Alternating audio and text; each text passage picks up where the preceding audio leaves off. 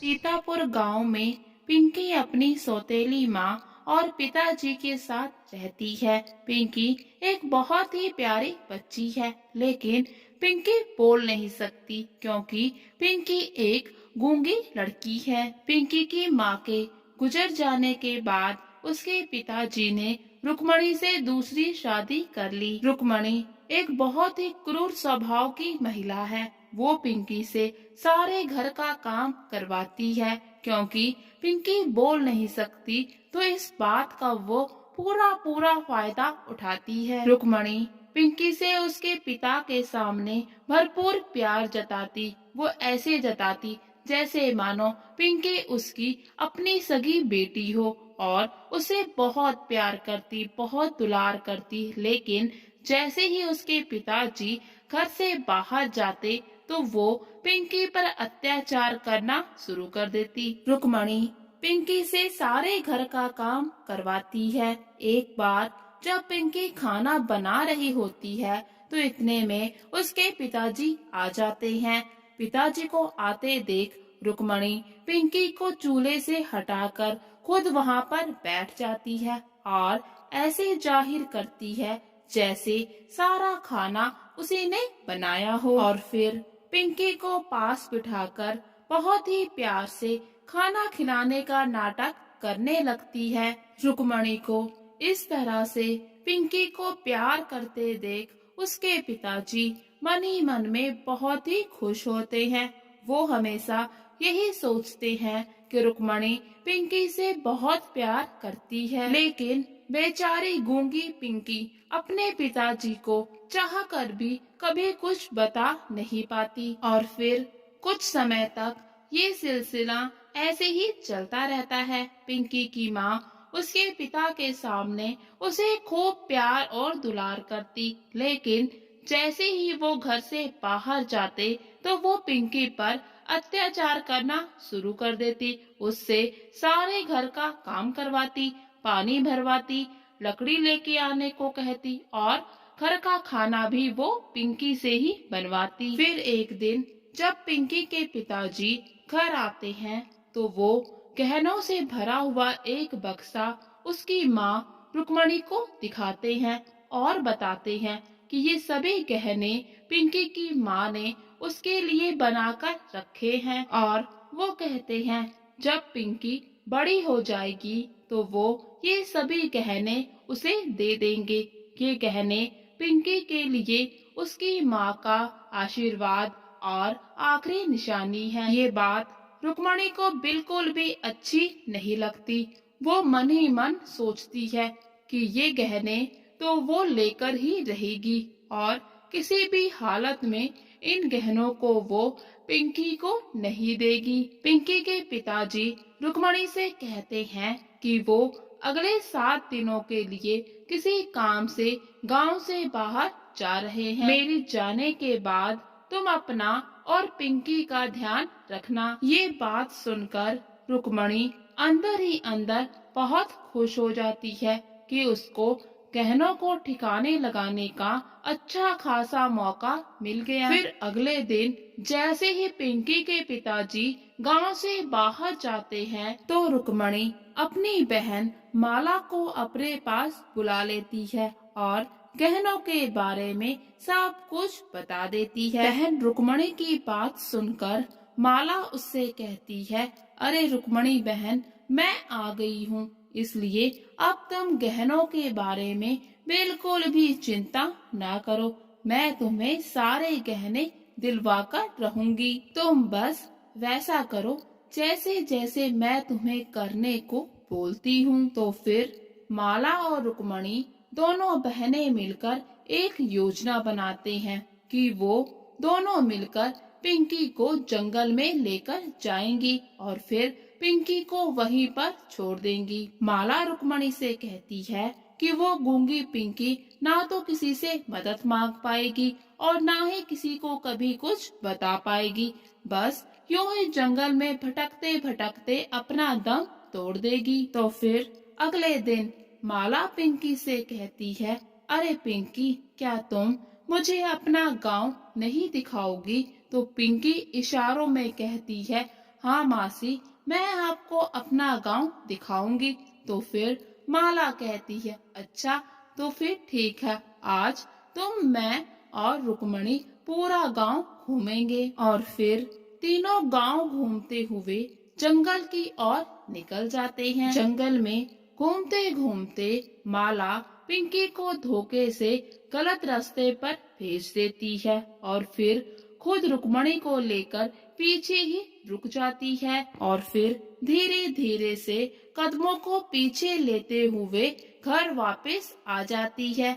मासूम सी पिंकी, उसे पता भी नहीं चलता कि कब रुक्मणी और माला उससे अलग हो गए। कुछ ही समय के बाद जब पिंकी पाती है कि उसकी मासी और माँ उसके साथ नहीं है, तो वो बहुत ही घबरा जाती है, इधर उधर देखती है। बेचारी पिंकी किसी से चिल्लाकर मदद भी नहीं मांग सकती। काफी समय भटकने के बाद जब शाम हो जाती है और पिंकी को उसकी माँ और मासी कहीं पर भी नहीं मिलते, तो मासूम सी पिंकी समझ जाती है कि ये जरूर उसकी माँ की चाल है। उसकी माँ उसको यहाँ धोखे से छोड़कर चली गई और फिर धीरे धीरे रात हो जाती है। पिंकी बड़ी मुश्किलों से लकड़ियाँ इकट्ठी करके एक जगह पर थोड़ी सी आग जलाती है और सारी रात उस आग के पास बैठी रहती है। पिंकी को अब भूख और प्यास भी लगने लगती है, लेकिन उसके पास खाने के लिए कुछ भी नहीं होता। रात को अंधेरे में उसे जंगल में कहीं कुछ ढूंढने जाने के लिए भी डर लगता है। वो डरी सहमी सी आग के पास सिकुड़कर बैठी रहती है। पिंकी मन ही मन अपनी माँ को बहुत याद करती है कि आज अगर उसकी माँ जिंदा होती तो उसके साथ ऐसा बुरा व्यवहार नहीं होता। ऐसे ही बड़ी मुश्किल से पिंकी की वो रात गुजर जाती है। अगले दिन जब सुबह होती है तो पिंकी जंगल में थोड़ा सा आगे जाती है। आगे चलकर उसको एक झोपड़ी नजर आती है जिसमें एक बूढ़ी औरत रहती है। पिंकी उस बूढ़ी औरत से खाने के लिए कुछ मांगती है। वो बूढ़ी औरत बहुत ही दयालु है।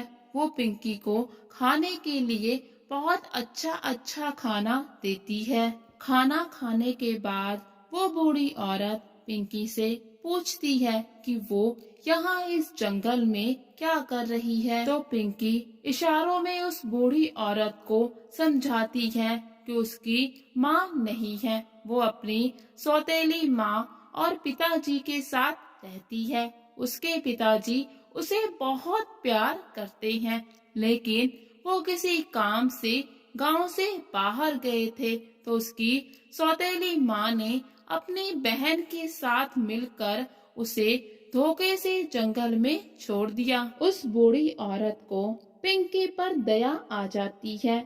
वो पिंकी से कहती है कि जब तक उसके पिताजी गांव वापस नहीं आ जाते, वो यहाँ पर उसके साथ रह सकती है। और फिर वो पिंकी को बताती है, पिंकी, मैं तुम्हें कुछ मंत्र सिखाऊंगी जिससे तुम अपने आप को गायब कर सकती हो। तुम सामने तो होगी लेकिन किसी को भी दिखाई नहीं दोगी। और वो बूढ़ी औरत पिंकी को बताती है कि वो अपने मंत्रों की शक्ति से पिंकी की आवाज ला सकती है, जिससे वो भी बोलने लगेगी और सारी बात अपने पिताजी को बता सकती है कि उसकी सौतेली माँ ने उसके साथ क्या क्या सलूक किया है। और फिर पिंकी उस बूढ़ी अम्मा की बहुत ही सेवा करती, उसका पानी भरकर रख देती, उसके लिए लकड़ियां ले आती और उसका खाना भी बना देती। बूढ़ी अम्मा भी पिंकी से अब बहुत प्यार करने लगी थी। और फिर धीरे धीरे समय बीतता है। 7 दिन पूरे होने ही वाले होते हैं। यहाँ पिंकी सभी तरह के मंत्र सीख जाती है और बूढ़ी अम्मा के मंत्रों की शक्ति से उसके बोलने की ताकत भी वापस आ जाती है। अब अब पिंकी सब कुछ बोल सकती है। अपनी आवाज पाकर पिंकी बहुत ही खुश होती है और बूढ़ी अम्मा का शुक्रिया अदा करती है। इसके बाद पिंकी अपने घर वापस आ जाती है, जहाँ पर वो दूर खड़ी होकर देखती है कि उसकी माँ और मासी बहुत खुशियाँ मना रहे हैं। तो फिर पिंकी वहाँ पर पानी का मटका लेकर खड़ी हो जाती है, जिसको देखकर पिंकी की माँ रुक्मणी और उसकी बहन बहुत ही डर जाते हैं कि ये पानी का मटका यूं हवा में कैसे खड़ा है। तो फिर पिंकी पानी का मटका नीचे रख देती है।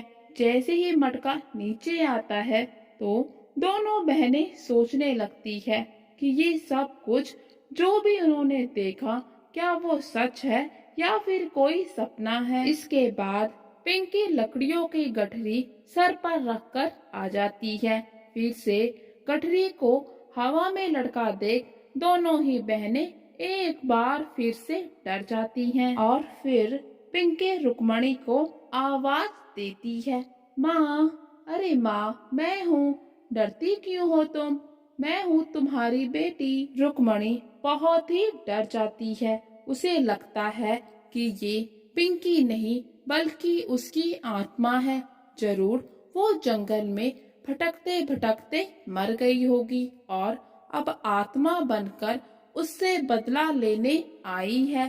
तभी तो उसकी आवाज भी सुनाई दे रही है, नहीं तो पिंकी तो गूंगी थी, वो बेचारी तो बोल भी नहीं सकती थी, तो अब कैसे बोल रही है?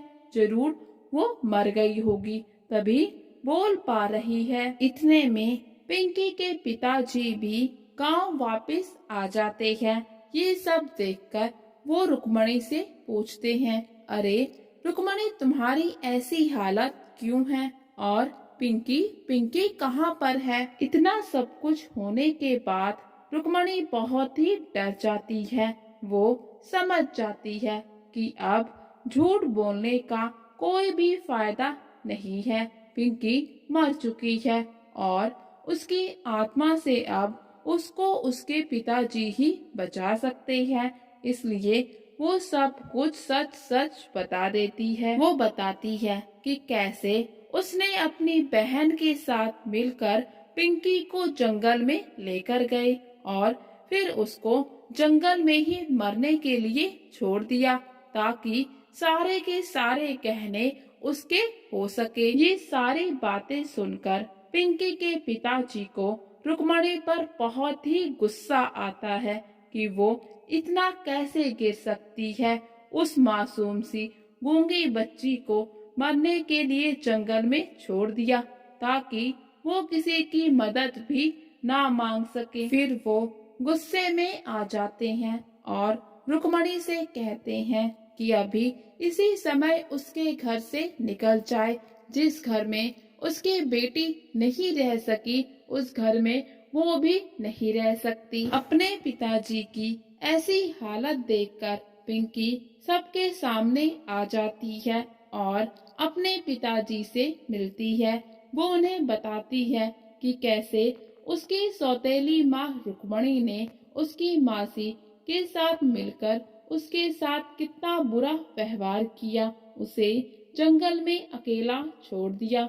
वो तो भला हो उस बूढ़ी औरत का, जिसने उसको रहने के लिए जगह दी। पिंकी आगे अपने पिताजी को बताती है कि उस बूढ़ी औरत ने कैसे मंत्रों की शक्ति से उसके बोलने की ताकत को वापस लेके आई और उसको भी कुछ मंत्र विद्या सिखाई, जिसकी वजह से वो खुद को गायब कर सकती है। और ये सारा नाटक पिंकी ने उसके माँ की सच्चाई सामने लाने के लिए किया है। अब रुक्मणी को भी अपने गलती का एहसास हो जाता है। वो पिंकी और उसके पिताजी से माफी मांगती है और कहती है कि आज के बाद वो बिल्कुल भी सौतेला व्यवहार नहीं करेगी।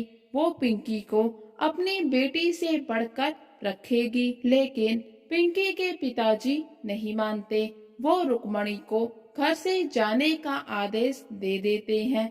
लेकिन फिर पिंकी अपने पिताजी को समझाती है कि पिताजी, माँ को एक मौका देकर तो देखिए, वो अब ऐसा बिल्कुल भी नहीं करेंगी, ऐसा उसका विश्वास है। पिंकी के कहने पर उसके पिताजी मान जाते हैं और रुक्मणी को माफ कर देते हैं। रुक्मणी भी अब दिल से पिंकी को अपनी बेटी मान लेती है और फिर वो कभी भी पिंकी के साथ सौतेलों जैसा व्यवहार नहीं करती।